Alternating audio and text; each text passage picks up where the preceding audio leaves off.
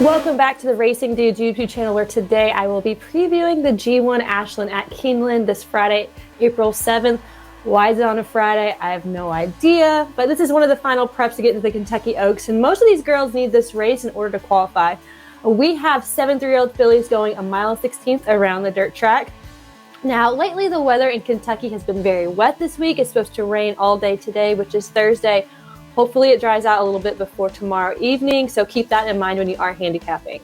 We are going to start off with the number 1, and that is Pride of the Nile. She is coming in from California after having to face Faza, I'm probably saying that wrong, the last 3 times, who is the unbeaten leader in Southern California. She was within a link of her in the Starlet and then in the Las Virgins, but last time out in the Santa Isabel, she got her career worst buyer and also got last place. Now, she does have some excuses. She hit the gate, checked hard, but at the same time, her career best buyer is 77, which is well below some of these other girls in here. She has been at Keeneland for almost a month, so Doug specifically picked out this race for her, so he has to have some confidence in her ability for this specific race. The number 2 is Wonder Wheel, who was your 2-year-old Breeders Cup Juvenile Filly. Coincidentally, Breeders Cup was at Keeneland this year, so she clearly likes the track. She is 2 for 2 here at Keeneland and going this distance.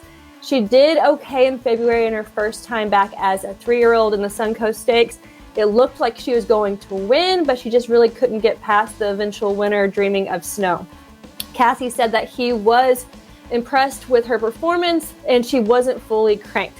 She still ran an 83 buyer that day, so she didn't really take a step back. But I think people are more looking for a blowout performance in that race. She is the favorite for now, but I'm not sure if she's going to still be the favorite tomorrow when we have Cox and Fletcher also in here. I will say that I do like her versatility. She's won gate to wire. She's also won closing and also stalking. So it does look like she can adapt to any kind of pace that may set up in this race. The number 3 is Guns and Graces for Chad Brown.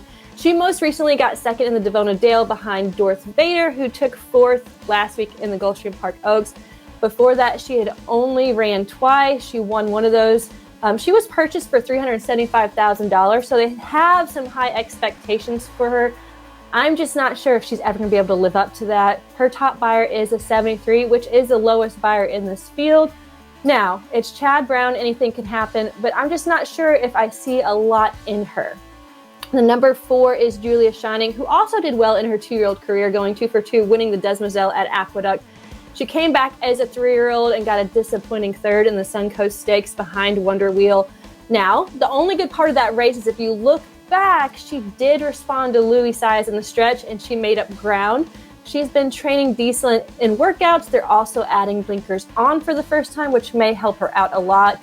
She's Malathat's full sister, so she has a lot of expectations. Fletcher has also won this race the last 2 years. We had Malathat, we had Ness, and now instead of bringing her to Aqueduct, where I think is the easier race for points, he's bringing her to Kentucky, so it shows me that he really likes her in this spot. The number 5 is Punch Bowl for Brad Cox. She is aggressively placed at 2-1 odds after winning her last 2 races. She did earn an 89 buyer last race, which is the highest in the field, but it was also an optional claimer at Oaklawn Park. She is very versatile because she won coming from last place, and then last time it was gate to wire. She shows clear talent and has a lot of speed, but I don't know if I can trust her fully after only having raced 2 times, and this is her first time in stakes company. And at 2-1, I'm not sure if I'm buying it. The number 6 is Defining Purpose, who most recently ran in the Honeybee at Oaklawn. She was no match for wet paint in her last 2 starts, finishing multiple lengths behind her. Her top buyer is 79, which is in the middle of the pack, so she may have a chance to hit the board, but I just don't think she is a threat for a win bet. The number 7 is Effortlessly Elegant for Norm Cassie. She didn't do well in the Honeybee, earning only a 62 buyer, but then she bounced back in an optional claimer a couple weeks ago. I think that there is talent here, but the outside post makes it even more trickier. So with all of that said, I'm going to go with a 3-peat for Fletcher and play Julia Shining. I think that she's going to bounce back on her second time back, and with getting the added distance, it's only going to help her.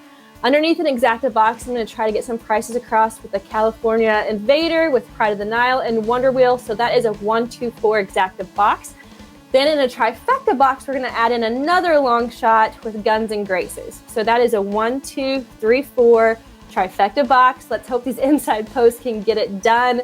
Thanks for tuning into the Racing Dudes YouTube channel. Make sure you are subscribed so you get all the updates every week as we're getting closer to the Kentucky Derby. Comment below who you think is going to win this race. I will actually be at Keeneland all weekend along with the other two clowns, Aaron and Jared. So if you see us, come say hi. I will take a White Claw, and until next week, good luck. RacingDudes.com is your home for the best free picks for every race, every track across the country. We're ramping up for the 2023 Kentucky Derby, and we want you to join us in the fun. Subscribe to Racing Dudes YouTube channel and click the notification bell so you never miss a single video. Want to make money betting horses? Bet with the Racing Dudes.